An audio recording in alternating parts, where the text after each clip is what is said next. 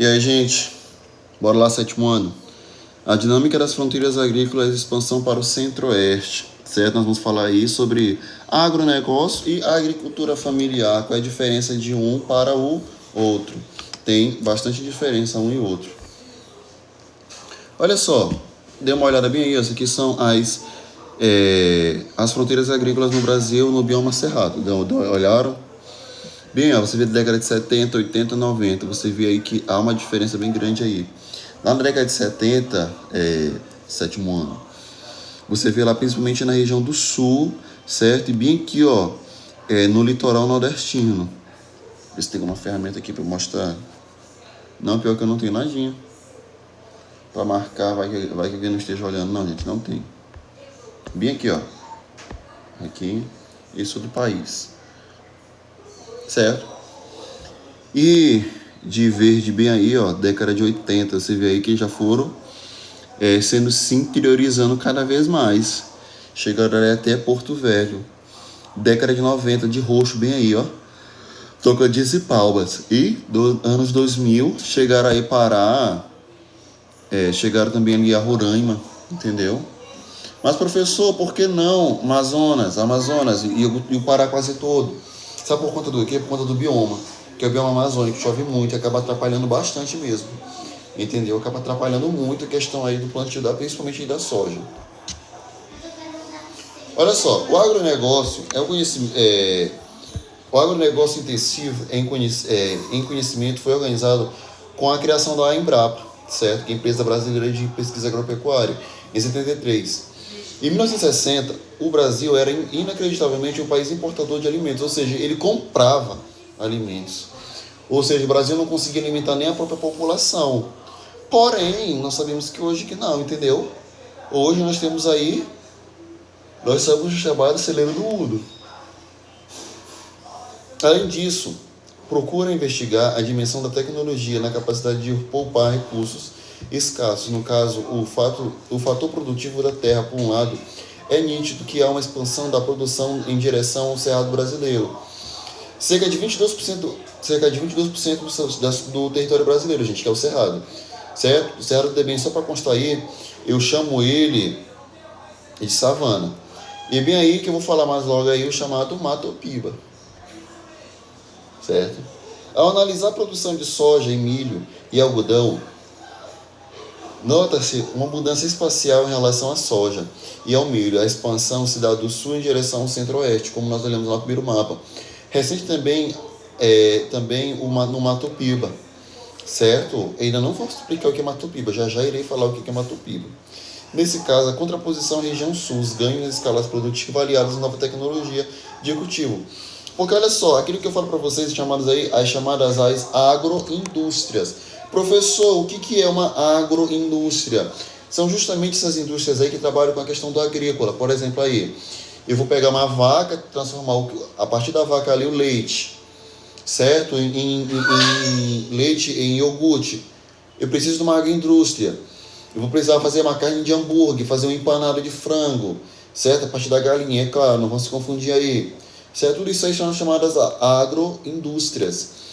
Certo? Mas também tem o pequeno agricultor, aquele que vende aí nas estradas da vida, organiza aquela feirinha de terça-feira bem ali no Quatraque. Certo? Ali, principalmente ali, gente, aquilo ali é impulsionado pelo pequeno agricultor. Certo? E é claro também, este pequeno agricultor aí que de fato vende um alimento que é bom, que é chamado o alimento sem agrotóxico, que é chamado alimento aí com o selo verde.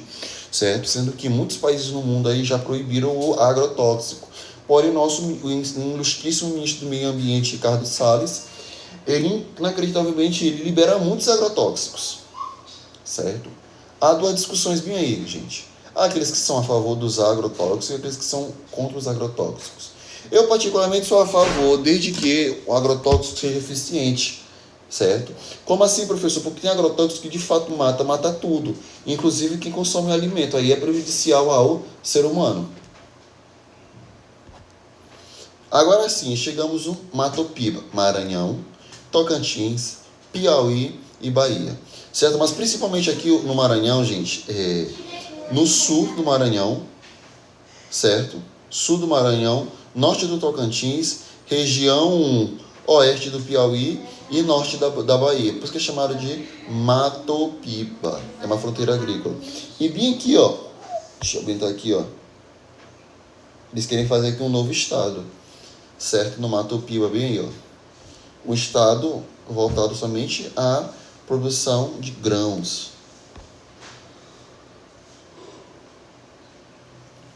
Ao se estudar a produção de algodão, verificou-se uma reestrutura produtiva uma reestrutura produtiva significativa no período, concentrando-se no centro-oeste em 65% e no Matopiba em 30%, no que se refere à produção de cana-de-açúcar não alteração.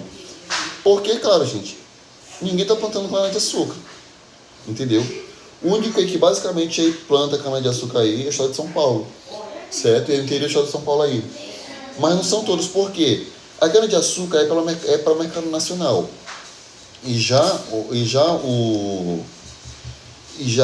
Esta soja é principalmente aí para o mercado exterior. Ou seja, e é pago no dólar, que é muito mais rentável para eles vender. Por exemplo, você viu o dólar aí a quase 5,60, o produtor vai ganhar bem mais do que ele vai plantar uma cana-de-açúcar. Certo? Cana-de-açúcar só serve para duas coisas, fazer açúcar e etanol. Certo? Sendo que nós estamos com uma crise aí no etanol, porque quase ninguém está comprando o etanol, estão preferindo a gasolina.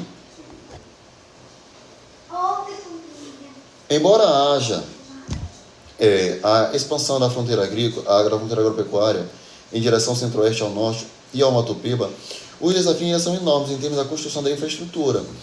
Porque é o seguinte, gente, não adianta você ter uma produção, não adianta você ter algo lá para você vender, se não tem como você vender.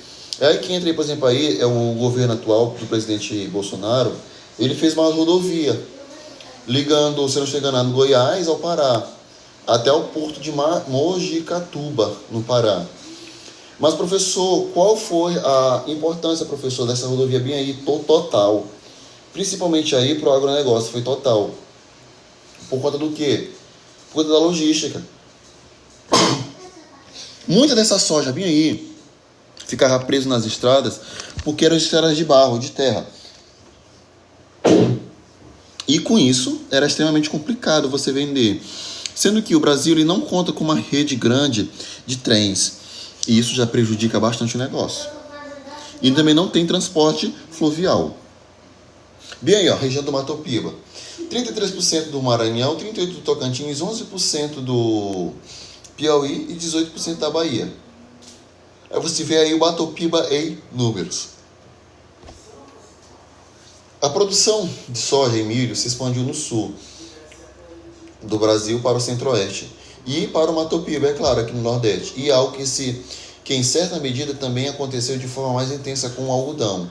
Um insumo com maior coeficiência de redistribuição de produtividade produtiva, certo? Quanto à produção da cana-de-açúcar, observou-se uma perda relativa à importância nordestina. Por quê, gente? A soja, como eu digo para vocês, é que no Nordeste o terreno é mais barato e a rentabilidade da soja é muito maior do que da cana-de-açúcar, certo? Sendo que a própria soja aqui no Maranhão, gente, especificamente aqui no Maranhão, fiz um trabalho sobre isso, aí tá até desbancando o próprio arroz, certo? Por isso que o arroz aqui no Maranhão tá ficando caro, porque os produtores estão deixando de plantar arroz para plantar soja. Novamente, gente, dê uma olhada nesses números. Exportação agrícola por principais destinos de concentração. Ou seja, o nosso principal parceiro, o nosso principal amigo, o nosso principal irmão de exportação são os chineses. Isso é em 2017. Nós não podemos brigar com os chineses. Os chineses são os nossos parceiros. Entre as atividades econômicas na região centro-oeste e norte, a agropecuária tem um papel de destaque na economia regional, sendo o objetivo deste estudo avaliar a situação recente da agricultura regional, com o intuito de identificar limitações e oportunidades no seu desenvolvimento e debater propostas de políticas públicas que possam contribuir para a ampliação da produção regional. Certo, gente? Bem aqui, ó. Esse papel de destaque aí regional é a soja, certo? Mas, professor, por que você fala tanto da soja? Porque todos os governos ajudaram a soja, certo? E com isso, é claro, a soja ela ganhou um destaque muito grande. A questão é, se o governo não tivesse ajudado os produtores de soja, será que a soja tinha brilhado tanto assim? Eu, particularmente aqui, eu acredito que não. Eu acredito que a soja não iria brilhar tanto assim. Olha só, a participação do agronegócio no PIB, Produto Interno Brasileiro, é de 23%. Ou seja, é uma produção, é uma participação expressiva no nosso PIB. Só passando essa aqui também. Olha só, essa aqui, gente, é a respeito das nossas ferrovias. Se nós tivéssemos essas ferrovias aqui, principalmente essas em planejamento em vermelho, iria ajudar bastante. Porque nós teríamos essa rodovia bem aí, ó, saindo de Rio Branco, passando perto de Porto Velho, indo para Lucas do Rio Verde, Brasília e até chegar no Rio de Janeiro. E essa outra bem aí, ó, essa iria cortar sentido leste-oeste e uma norte-sul. Sabia que eu falei para vocês? Foi feita uma rodovia em Miritituba, Porto de Miritituba, certo? Aqui foi feita uma rodovia. De novo, gente, outra figurinha aí para ver a importância aí do agronegócio para o Brasil. Passando aqui. Passando. Aí você vê bem aí o crescimento dessa fronteira agrícola. Começou em 75 e estamos aqui em 2016. Você vê. E também, gente, está destacado de vermelho bem aí o Mato Piba. Você vê que em 75 não se tinha ocupação nenhuma, que de fato só começamos a ocupar aí a região do Mato Piba foi a partir de 2005. Você vê também a interiorização para a região central do Brasil. Começou a ocorrer a partir dos anos 80, principalmente aí, certo? E começou a se ter uma ocupação também aí a partir dos anos 2000, que a partir de 75 mil hectares ocupados. Atualmente, o consumo médio anual que existe em algumas bacias é inferior ao consumo autorizado via outorga. É por isso que é intuito de melhorar a gestão dos recursos hídricos. Porque também é o seguinte, gente, essa questão bem aí do agronegócio, eles utilizam muitas mesmo, gente, tipo, eles utilizam muitos recursos hídricos. O quê? Muita água. E a população acaba ficando sem água. E também sem que a gente fala também, gente, a questão aqui da poluição também desses recursos hídricos. Por que, professor? Eu não compreendi. Sabe por conta do quê? Por conta dos agrotóxicos que são usados indiscriminadamente, certo? Que acaba poluindo aí a população. Ou seja, eles consomem muito, tiram muito da boca do pequeno produtor e acabam poluindo o restante. Bem aí, ó. Você vê aí os biomas desse mapa aqui grande e as bacias hidrográficas no mapa pequeno.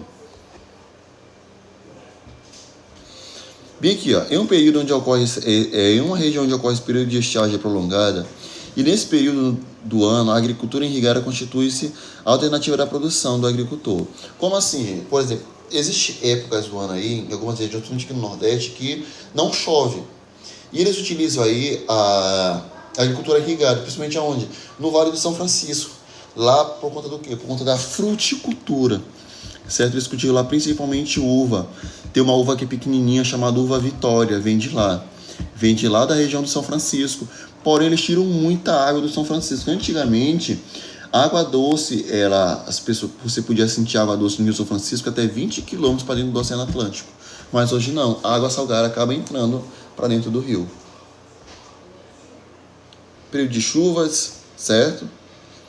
Aí você vê o porquê que não se usam as terras da Amazônia, porque ela chove muito e o ano todo. A soja não aguenta esse período todo de chuva, certo? E aqui também a região de transporte, nós já falamos. E você vê aqui, ó, por que as coisas são caras no Brasil também aqui? Por conta do quê? Por conta do trem. Você vê aqui, ó, ferroviário, rodoviário e aquaviário. Você vê que a questão do ferroviário no Brasil é muito pouco. Você vê que a Rússia aí também é uma grande produtora de soja, os Estados Unidos também.